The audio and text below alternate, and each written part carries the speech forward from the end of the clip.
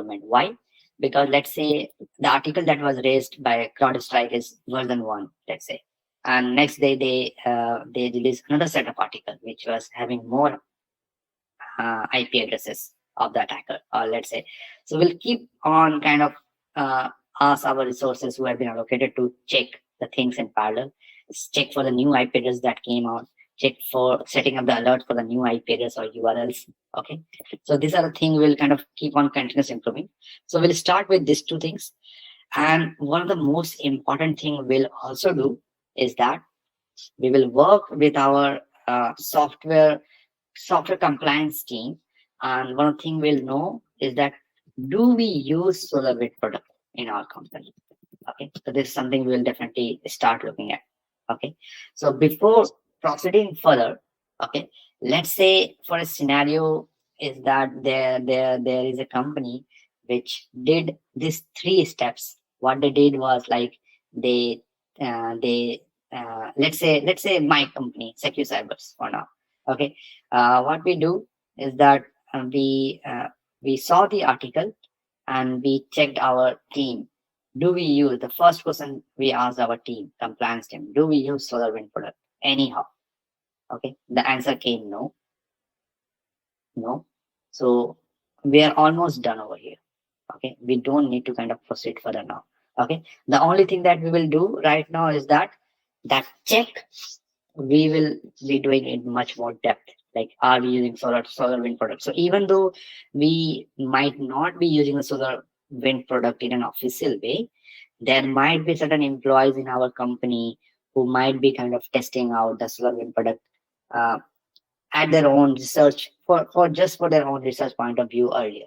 Okay, so even though it is not in our official document, but maybe we were using the malicious version of a SolarWind product. Maybe one employee is doing something testing virtually on their own system or network in an unofficial way, which we were not knowing about. So we need to check that too.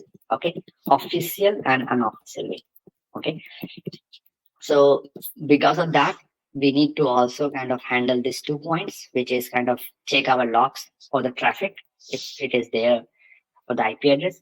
We also set up an alert. So even though, let's say, there has been one employee who was using this thing in an unofficial way, so the alert will kind of catch that up. And it will tell us, okay, there is one specific employee who has been doing this.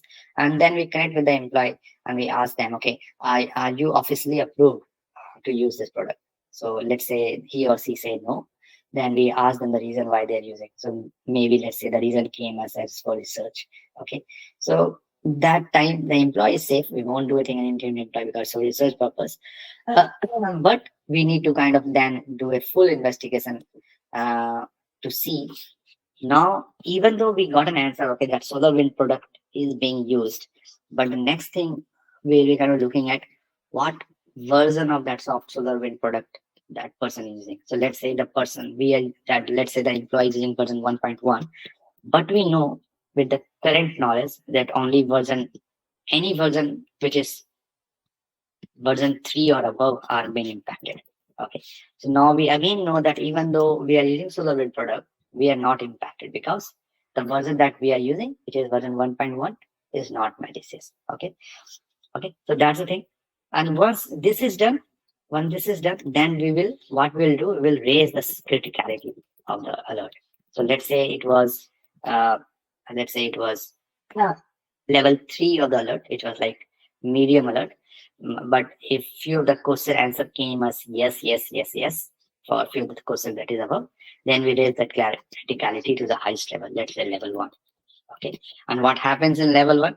We involve different other teams. We inform our leadership that we are seeing this attack came up in news, and we are seeing this attack happening. We are being impacted. Now we are kind of doing the investigation. Are we really impacted or not? Okay, so these are the actually. So as my intention is that we need to kind of do a lot of stuff. Okay, but we need to come up with an action plan. Action plan will be like in what sequence we do the work, how we do the work in a parallel manner, in a more optimized manner, so that we complete most of the task in less amount of time. And the most important point is how we allocate the resource of the SOC. So let's say we are 5 member people, let's say in the SOC, okay?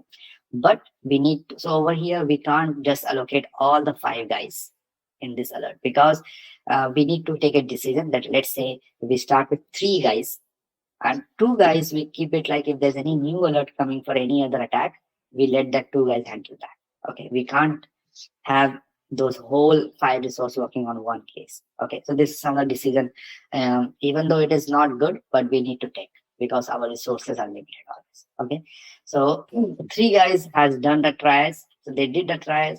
They checked the logging. They set up an alert. They in the trials they also found out if we are using the SolarWind product or not in official or unofficial way. We also check the version. And over here, one of the things I want to mention is that when I was kind of working in SolarWind product uh, for one of the company which was based out of Saudi Arabia, was that they were using, first we came to know that, okay, we are using the version 1.1, which was like not, let's say not malicious, and we were very happy. But then the next article came of the CrowdStrike, and it was telling that even the version 1.1 was malicious. So again, we were like, okay, let's, everyone was running here and there. Okay, that we need to kind of check if there are any lateral movement.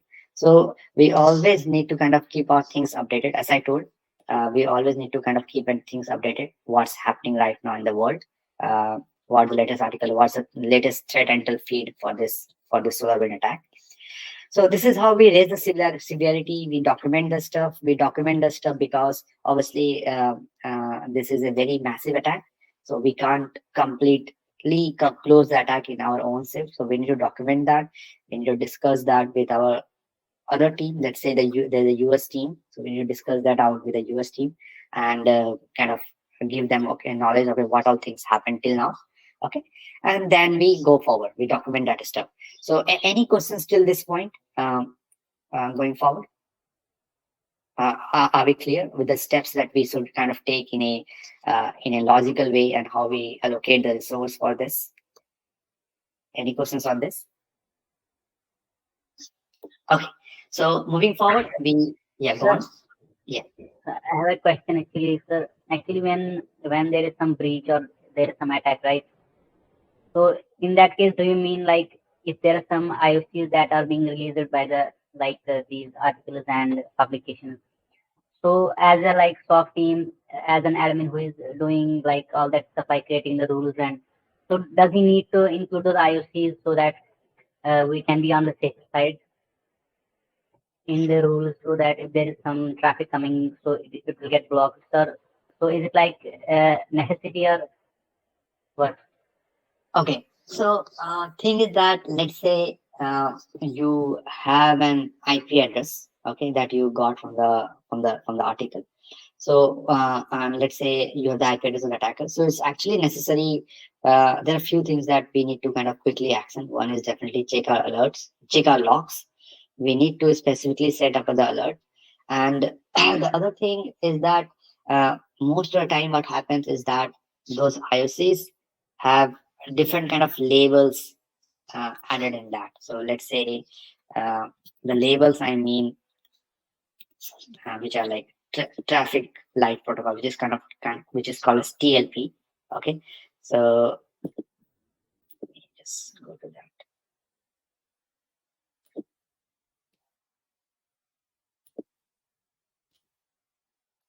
Okay, so there are kind of different labels also that comes with the IOCs, like TLP red, TLP amber, TLP green, and TLP white. So TLP, if you got so let's say you have partnership with CrowdStrike, okay, and they gave you certain IOCs and they tagged it as TLP red, for an example. So in that case, you don't disclose that IP address, the attacker IP address, to anyone till that TLP radius level is applied to that IOC. You investigate your own company. You don't release that thing knowledge into public.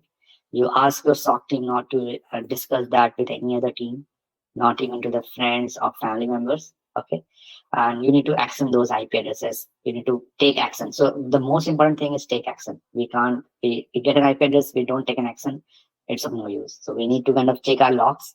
we need to check our setup and alerts. And once, let's say, so obviously